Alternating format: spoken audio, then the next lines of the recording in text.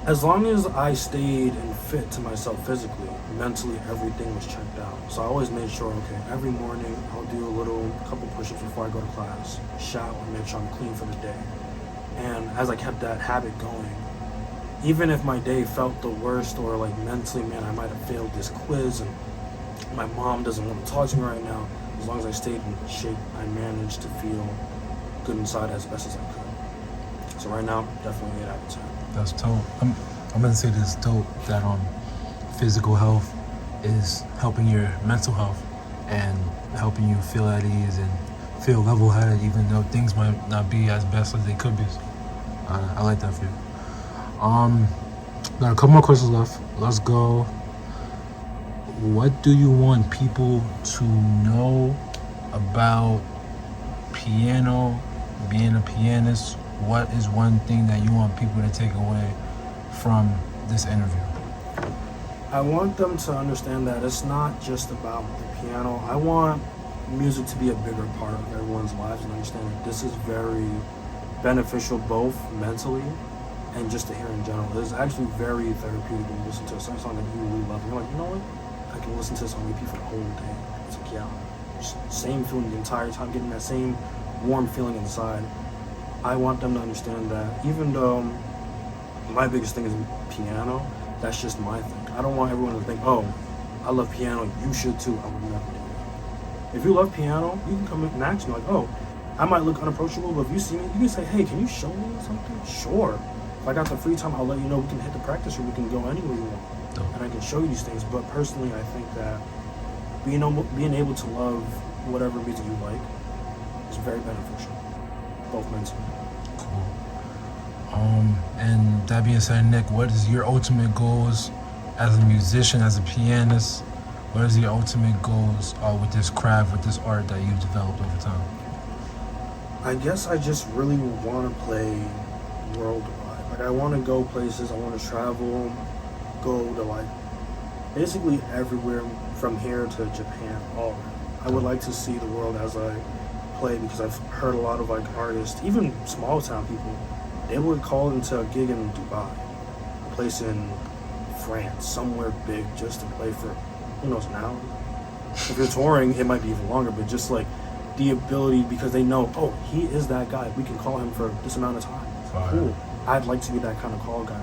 I don't want to be known by 10 million people on Instagram and trend. I mean, it'd be nice.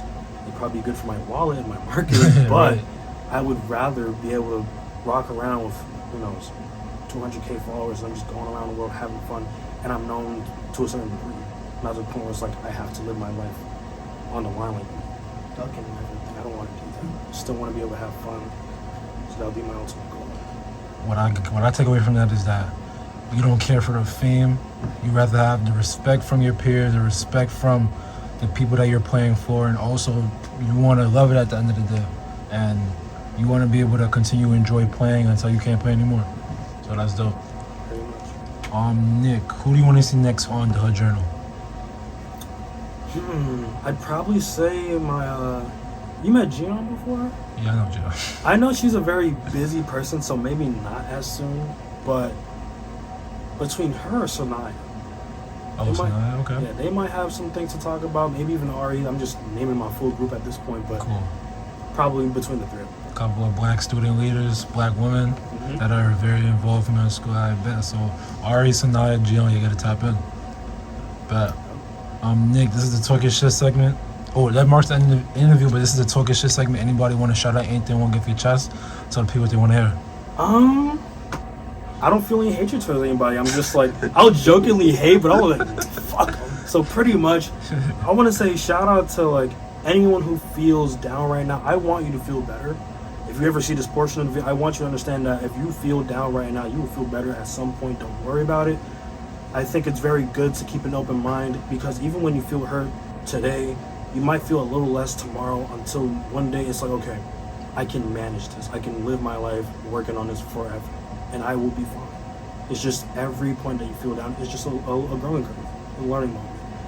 I would like to shout out, obviously, you know, my mom, my dad, stuff, the family in general, because I think a lot of people don't get to speak to every part of their family. So whatever part that you can't speak to, do your best. You know, they're really your backbone. Not a lot of your friends will always be there for you, but they'll always be there, even if it's to do the worst thing ever. But they're family for a reason. And that's pretty much it. Nick, thank you so much for this interview. Thank you so much for locking in with me. It was a pleasure to hear your story and hear how you develop into the talented piano player that I know today. Keep doing your thing. Best of luck moving forward. And before we tap out, can you play a little song for the people? Sure. So there's this one thing I was working on about a week ago, and it kind of involved those chords. This is one exercise I'll show you. It's basically what I use to study based on one note. So it starts going like this.